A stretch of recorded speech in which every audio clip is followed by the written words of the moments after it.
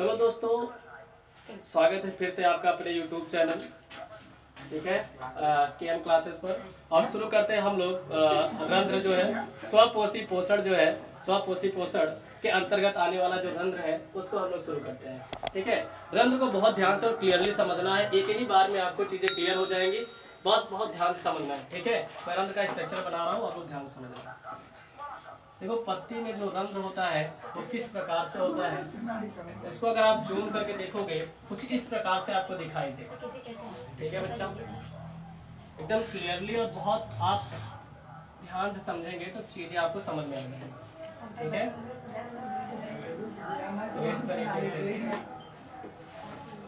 आप स्ट्रक्चर देखते रहिएगा किस प्रकार से स्ट्रक्चर बन रहा है रंध्र का। ठीक है, यहाँ पे इस प्रकार से ये द्वार कोशिकाएं होती हैं। इस प्रकार से आपको द्वार कोशिकाएं देखने को मिलेंगी और इस द्वार कोशिका में आपको ऐसे गोल गोल संरचनाएं देखने को मिलेंगी। और ये गोल गोल संरचनाएं जो होती हैं ये एक्चुअल में वाटर मॉलिक्यूल्स और गैस मॉलिक्यूल्स होते हैं। ये वाटर मॉलिक्यूल्स और गैस मॉलिक्यूल्स होते हैं। ठीक है, तो इस चीज को आपको ध्यान से समझना पड़ेगा। ठीक है बच्चा, ये आपकी गैस मॉलिक्यूल्स, गैस में कौन कौन से गैस तो आप सभी को पता है। गैसेस में आपकी CO2 और क्या हो जाएगी, O2 हो जाएगी। ठीक है, और दूसरा आपके कौन से है, ये आपके वाटर मॉलिक्यूल्स H2O, जो कि किस फॉर्म में है, गैस के फॉर्म में ही है। ठीक है, H2O के मॉलिक्यूल्स यानी तीन प्रकार के मॉलिक्यूल्स इसमें मौजूद है। अब इस वाले को बोला जाता है संयोजी कोशिका, संयोजी कोशिका, संयोजी कोशिका। और इस वाले को बोला जाता है, यहाँ पे ये जो आपको दिख रहा है, ये वाला खाली भाग दिख रहा है, ये वाला होता है आपका अधिचर्म कोशिका। ये वाला अधिचर्म कोशिका। आपको टोटल हिंदी में मैं चीजें समझा रहा हूँ ताकि अच्छे से क्लियर हो जाए। ठीक है, और यहाँ पर ये वाला होता है आपका, ये वाला होता है आपका सहायक कोशिका, सहायक कोशिका। ठीक है, फिर आपका आता है यहाँ पे ये वाला द्वार कोशिका। इन सभी के कार्य हम लोग बारी बारी से समझते हैं। द्वार कोशिका देखो भाई, और इधर साइड में ये पूरा क्लोरोफिल से आच्छादित रहता है। आच्छादित का मतलब क्लोरोफिल यहाँ पे उपस्थित रहता है, भरा रहता है। तो ये जो आपको दिख रहा है इसे हम कह सकते हैं क्लोरोफिल या हरित लवक, क्लोरोफिल या हरित लवक कहते हैं। ठीक है, तो यहाँ पे संयोजी कोशिका का मुख्य कार्य जो होता है वो होता है दूसरे रंध्रों से, एक रंध्र को दूसरे रंध्रों से जोड़ना, यानी दूसरे रंध्रों से जोड़ने का कार्य करता है आपका संयोजी कोशिका। ठीक है, यानी कनेक्ट करता है एक रंध्र को दूसरे रंध्र से। फिर आता है तुम्हारा अधिचर्म कोशिका। भैया ये कुछ और नहीं बल्कि क्लोरोफिल का ही एक रूप है।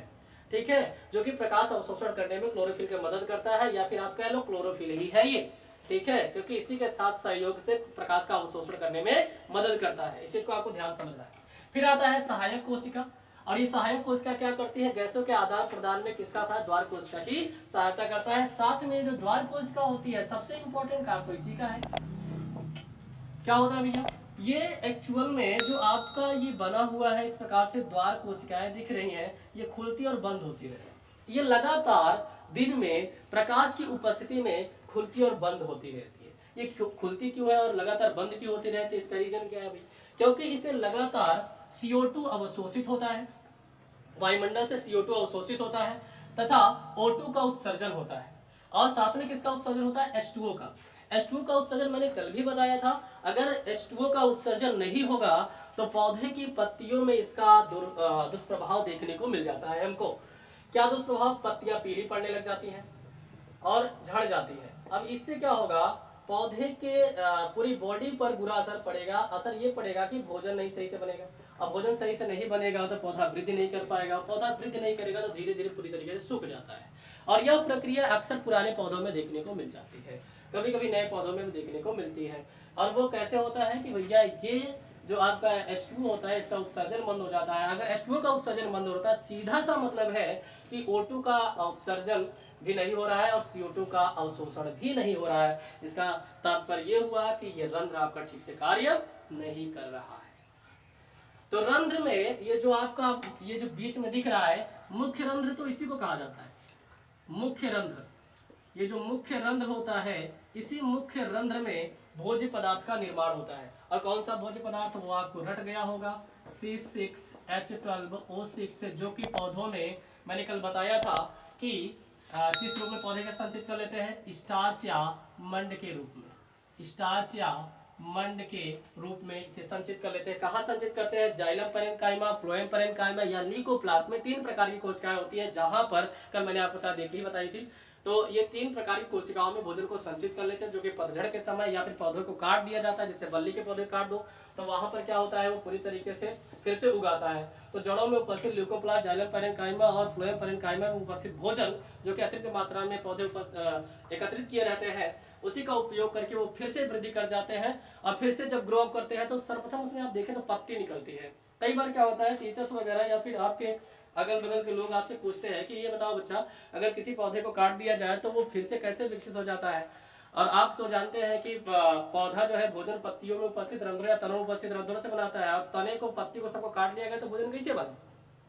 तो आपको ये 3 चीजें हमेशा याद रखनी है। क्या बच्चा, एक तो होता है आपका ल्यूकोप्लास्ट, एक तो आपका हो गया ल्यूकोप्लास्ट, एक तो आपका हो गया ल्यूकोप्लास्ट, दूसरा हो गया आपका जाइलम पैरेन्काइमा, कल भी आपको बताया गया था, जाइलम पैरेन्काइमा। दूसरा हो जाता है फ्लोएम पैरेन्काइमा, फ्लोएम पैरेन्काइमा। ये तीनों में पौधे अपना भोजन स्टार्च के रूप में स्थिर कर लेते हैं, एकत्रित कर लेते हैं और इसी का उपयोग करके वृद्धि कर जाते हैं। इसका सीधा सा आंसर आप बता सकते हैं। ठीक है बच्चों, तो ये आपके रंध्र की पूरी प्रक्रिया